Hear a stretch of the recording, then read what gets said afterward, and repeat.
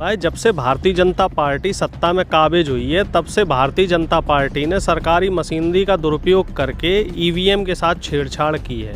कई जगह, चाहे उत्तर प्रदेश का चुनाव हो या उससे पहले मध्य प्रदेश का चुनाव रहा, अभी हिमाचल का भी चुनाव हुआ है, तो कई जगह ये देखने में आया है कि ईवीएम मशीनें बदली जा रही हैं। कई जगह मैं खुद उत्तर प्रदेश का मैं खुद प्रत्यक्षदर्शी हूँ कि अंदर मशीनों से छेड़छाड़ भी हुई है। जो वोटिंग में छेड़छाड़ होती है, कई जगह पैटर्न सेट कर दिए जाते हैं कि आप कोई भी बटन दबाओ तो वो कमल के फूल पे जाता है।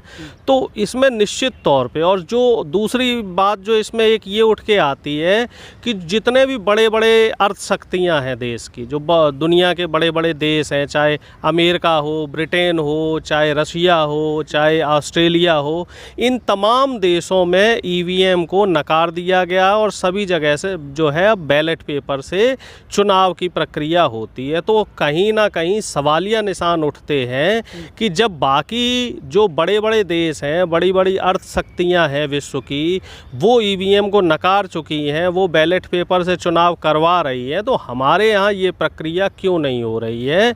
और अगर वाकई इसमें धांधली नहीं है तो सरकार को इसे स्वीकारने में क्या दिक्कत है? अगर सरकार एक बार को, बीजेपी सरकार ये कह दे कि ठीक है साहब, ईवीएम में अगर आपको लग रहा है धांधली हो रही तो हम बैलेट पेपर से चुनाव करवा देते हैं। एक बार बैलेट पेपर से भी चुनाव करवा के देखा जाए। और सरकार अगर ईवीएम का पक्ष रख रही है और सरकार ईवीएम पे निर्भरता जो सरकार की निकल के आ रही है, देखने में आ रही है, तो वो कहीं ना कहीं निश्चित तौर पे सवालिया निशान जो है चुनाव आयोग पे भी और सरकार की भी जो प्रतिबद्धता है इस पे भी सवालिया निशान लगा रहा है। लेकिन सर वो लोग कहते हैं, ख़ास तौर पर सत्ता पक्ष के लोग, कि जब विपक्ष हारता है तो उस अपनी हार का, अपनी नाकामी का ठिकरा जो है वो ईवीएम पर फोड़ते हैं। देखिए साहब, ऐसा हर जगह नहीं है।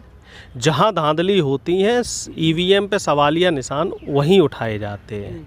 अब कई जगह यहाँ उपचुनाव हुए, आपका उपचुनाव साहब क्या कहते हैं, बिहार में भी हुआ। बिहार में बीजेपी जीती, लेकिन वहाँ किसी ने ईवीएम पे सवालिया निशान नहीं उठाया। ठीक है। अब चुनाव आपका यहाँ हुआ, क्या कहते हैं, रामपुर में, लेकिन रामपुर में सरकारी मशीनरी का दुरुपयोग किया गया। कुछ वीडियो सामने आ रहे हैं जिसमें वोट डालने से लोगों को रोका गया, उनके साथ हिंसा की भी घटनाएं आई और हिंसा करते हुए पुलिस वालों को दिखाया गया। तो जब सरकार की तरफ से कमियां होंगी, सरकारी सिस्टम में जब खामियां होंगी, सरकार जब जातियां करेगी, सरकार जब पक्षपात करेगी, तो सवाल तो उठेंगे। ठीक है। धुआं वहीं उठता है जहाँ पे आग लगी होती है, और अगर सरकार पाक साफ है तो सरकार उसको साबित करे। देखिए, विपक्ष का काम है जनता के सवालों को उठाना, तो विपक्ष अपना काम बखूबी कर रहा है। अब मोदी जी का भी जब संसद का सत्र शुरू हुआ था तो मोदी जी का बड़ा लंबा चौड़ा भाषण रहा, जिसमें मोदी जी ने ये कहा कि संसद के सत्र को नहीं चलने दिया जाता है और व्यवधान लाया जाता है संसद की कार्यप्रणाली में। तो मैं मोदी जी से सवाल करना चाहूँगा आपके चैनल के माध्यम से कि जब विपक्ष कोई बात को संसद के पटल पर रख रहा है, चाहे वो उच्च सदन में हो चाहे लोकसभा में हो, तो उस बात को क्यों नहीं सुना जाता है?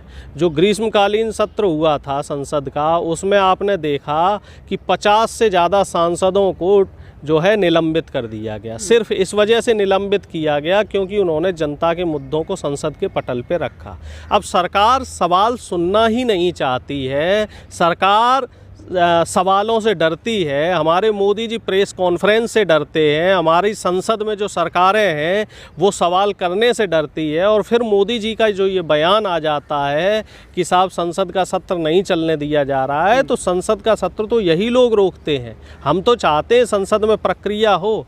इस बार भी संसद के पटल पे 16 नए बिल लाए गए हैं। मैं पूछना चाह रहा हूँ कि जितने भी बिल लाए गए हैं, क्या विपक्ष के साथ बैठ के उन बिलों पे चर्चा हुई? आप चर्चा नहीं करोगे, सीधे विधेयक वो पास कर दोगे संसद में, तो विरोध तो होगा ही होगा। इससे पहले कृषि कानून लेके आए थे, 1 साल की लंबी जद्दोजहद के बाद क्या हुआ, कृषि कानून इनको वापस लेने पड़े। एनआरसी सीए के जो बिल लाए थे वो भी अधर में लटके हुए हैं। इससे पहले भू अधिग्रहण बिल लाए थे, उसमें तमाम पूरे देश भर में इनका विरोध हुआ। जीएसटी में अभी भी देखिए कितना लोचा है। नोटबंदी का आप देख लीजिए क्या रहा। तो मोदी जी की जितनी भी नीतियाँ या फिर हम कहें बीजेपी की जितनी भी अभी तक नीतियाँ रही हैं वो स्पष्ट नहीं रही हैं। ये अपने आप में भ्रमित रहे हैं और जनता को भी ये लोग भ्रमित करना चाह रहे हैं। आपने राम